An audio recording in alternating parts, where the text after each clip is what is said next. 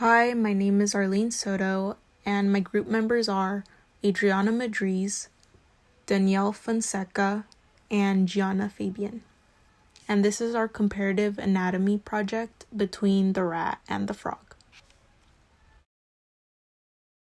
This is Gianna talking about the rat's background. The kingdom for rat is Animalia, the phylum is Chordata, class is Mammalia, order is Rodentia, family is Muridae, genus is genus Rattus, and species is Rattus.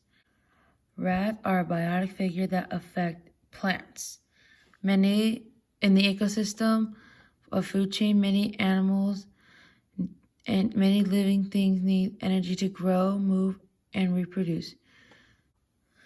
The digestive system of the rat has mouth, esophagus, liver, spleen, small intestine, large intestine, stomach, pancreas, rectum, anus, and salivary ducts. The excretory and reproductive system of the rats. The excretory system has 2 kidneys, a uterine and urinary bladder. In the reproductive system for male rats is testes, epididymis, vas deferens, seminal vesicles, prostaglands, and penis. For female, it is uterine horns, urethra, oviduct, and ovary. The respiratory system of a rat consists of 4 things: the nostrils, lungs, a trachea, and a larynx. Just like humans, rats inhale oxygen and exhale carbon dioxide. The rat's heart is divided into 4 chambers. There is a right ventricle, a left ventricle, which are difficult to identify from the outside. The right and the left atriums are black eared-shaped structures on each side of the heart's anterior chamber. You might also argue that the rat's heart is made up of 2 different pumps, the right and the left halves, which are positioned together in the same organ due to their evolutionary history. The left side of the heart gets oxygenated blood from the lungs and distributes it to the body tissue. The nervous system. Despite the basic resemblance in the brain architecture with other vertebrates, mammals have a significant level of specialization of this organ. The specialization is responsible for their evolutionary advantage over other vertebrates.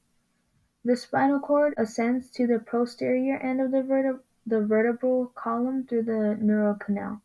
The spinal cord forms a tiny triangular cone called the conus terminalis posteriorly, from which a series of small nerves emerge. It contains nerves that emerge from the brain and spinal cord. The nerves that originate in the brain are also known as cranial nerves, while those that originate in the spinal cord are known as spinal nerves.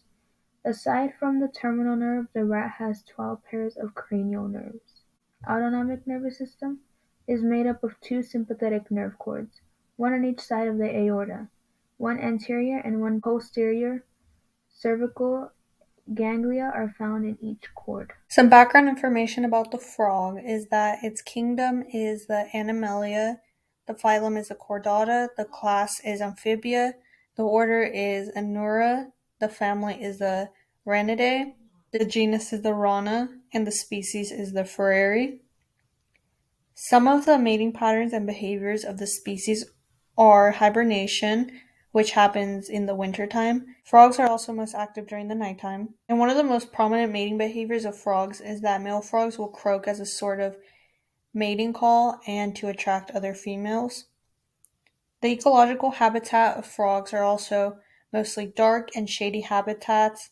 They are also damp habitats such as swamps, ponds, and marshes. This is a food web of a habitat where a frog might be found, and when frogs are tadpoles, their diet mainly consists of algae and are mostly eaten by beetles, fish, and birds. However, when they grow up to be adult frogs, their diet mainly consists of worms, bugs, such as beetles, and their predators are mostly animals such as snakes, ducks, and storks. The digestive system of a frog is not too different from a human's. Frogs are able to capture their food quickly and effectively through the use of their tongue, and the food will then enter through the mouth from here. It will then be transported to the gullet and to the stomach where the food will be digested. From there, the food will pass on to the small and large intestines where it will be further broken down by enzymes, and then finally the food will pass on to the anus and out of the frog's body. In a frog's excretory system, the main organs are two kidneys, a uterus, a urinary bladder, and the cloaca. The kidneys are one of the most important organs in the system because they are in charge of filtering blood and producing urine. The urine that is produced from the kidney is transported through a connected tube to the bladder. This urine will be stored in the bladder until it is time for it to pass on to the cloaca, which is the exit chamber for the frog's urine to leave the body. And in the case of a frog's reproductive system, there is a difference for males and females, just like in humans. In females, the main organs are the eggs, the ovary, the uterus, and the cloaca. The eggs are stored and produced in the ovary, and when the frog is mature, the eggs are able to be fertilized, and when they are fertilized, they will be pushed into the cloaca and out. While in a male's reproductive system, the main organs consist of the testes, the vasa inferentia, and the seminal vesicle. The frog's testes are attached to the kidneys, and the sperm will travel through tubes called the vasa inferentia, then to the uterus, and then finally to the seminal vesicles, where they will be stored until the frog is able to mate. The frog respiratory system includes the nasal cavity, the glottis, the lungs, the trachea, the bronchi, the bronchioles, and the alveoli. Frogs are able to breathe in two ways. The first is when frogs are underwater. When submerged, frogs breathe through their moist skin, which is very thin and has blood vessels under it. The oxygen in the water is able to diffuse through the skin to the blood vessels. The second way in which frogs breathe is when they are on land. They take in air through their nasal cavity, which goes past its glottis to its trachea, then to the lungs, the bronchi, the bronchioles, and then to the alveoli.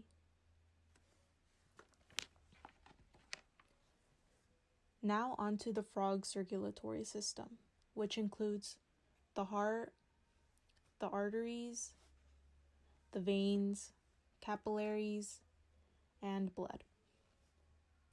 Unlike the rat, frogs have a three-chambered heart, consisting of two atria and one ventricle. Since there is only one ventricle, the deoxygenated and oxygenated blood mix. The flow of blood is from the veins with deoxygenated blood to the right atria to the ventricle. Then the veins with oxygenated blood goes to the left atria and then to the ventricle. The blood goes to the lungs to be oxygenated or to the rest of the body if it already is, through the arteries.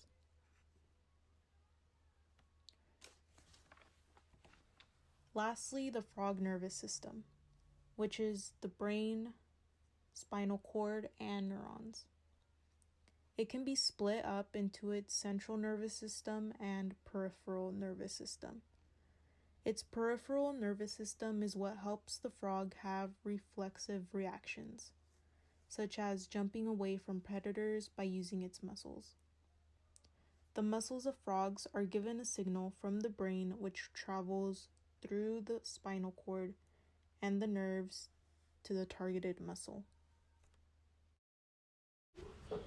Now for the general comparison between the rat and the frog.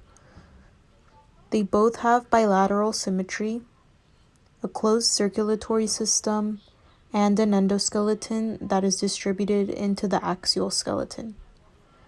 What is unique about the rat is that it's a mammal, it's warm-blooded, and it has a vertebrae which is flexible, which allows it to enter small holes, and their tails help them balance.